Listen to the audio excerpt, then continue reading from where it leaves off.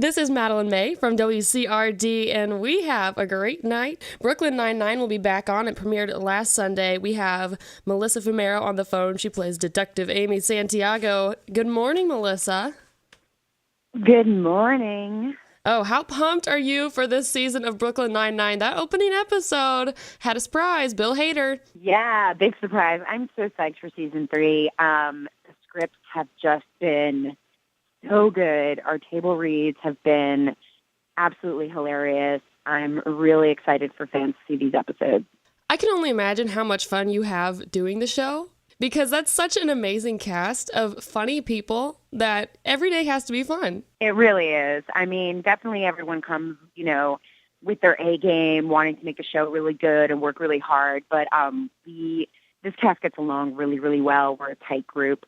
And we do have just like a ton of fun at work and, with each scene trying to see what else we can find and just playing with it. And it's super fun to go to work every day.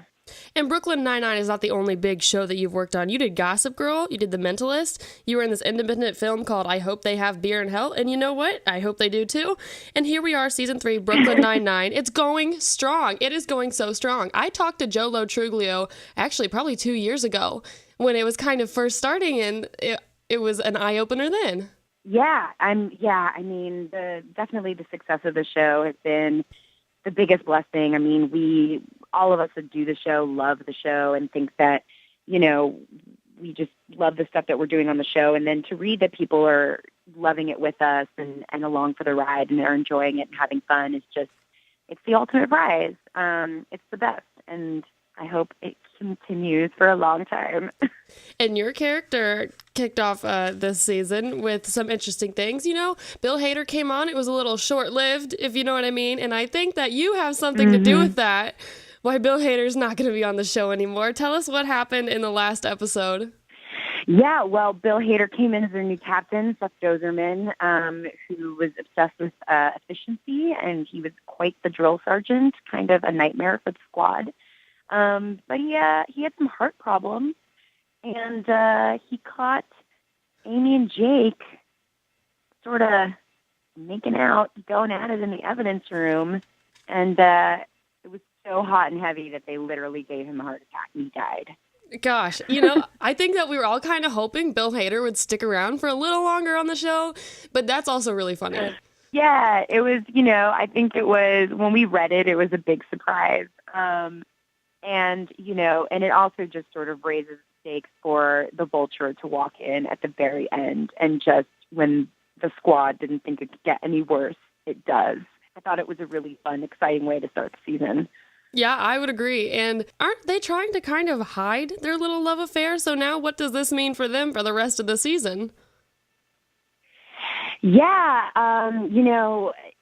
Jake and Amy are definitely trying to figure out and explore what this new relationship is. They would have liked to have kept it to themselves, but the cat is definitely out of the bag.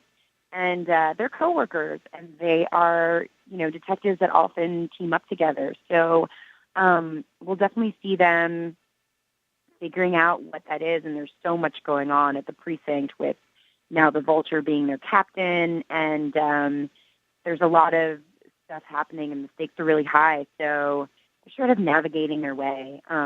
It's definitely not all like smooth sailing.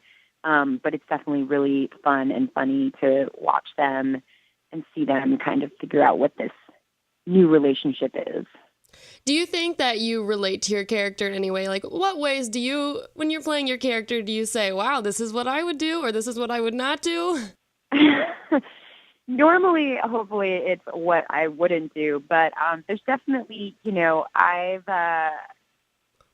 definitely had moments in my life where I've, either met someone that I'm a big fan of or, someone that just intimidates me, and I've gotten very awkward and very Amy-like. And a lot of the how Amy is sort of when she's with Holt, a lot of that is inspired by circumstances and experiences that I've had in my own life where I've just said the wrong thing and just tried to be cool and just really wasn't cool. Just outside of that, but it's like dialed up to 1,000 for Amy because she's so extreme. We're both very organized. I appreciate organization probably just as much as Amy. I would say that's probably where the similarities end. Hey, it helps though if you can relate with personal experiences, then yourself comes through your character. I think that makes it all the much better. The cast is so phenomenal in this. I think that's what makes the show. Yeah, I love this group of people and actors. They're some of the most talented people I've ever worked with. I've definitely learned so much from all of them and have grown so much in working with them. I mean, it's just a stellar cast, and I feel really lucky to get to work with them every day. Are we going to have any plot twists on Sunday night, like the Bill Hader thing? Are we going to be heartbroken? The second episode is called The Funeral. Oh, Squad attends the funeral of Captain Dozerman, and some shenanigans ensue at a funeral, if you can imagine that. That's how you know our writers are good. They managed to make a funeral pretty humorous. Not the funeral itself, but at least it's sort of the background of all these shenanigans that happen. Archie Punjabi guest stars in the episode. She's got her eye on Boyle, and that little section is really, really fun. We get to see quite a bit of Boyle's love life in season 3, and I have enjoyed it so much, and I think fans of the show will too. wow. It seems like love is going to be a very common theme this season. It's a little bit of a theme in season 3, a little bit. Definitely, I don't think we've taken any sharp turns or anything. It's just a small piece of the whole show. There's a little bit of everything for everyone. So the show will be back on Sunday at 8:30 on Fox. Thank you for joining us today. Thank you.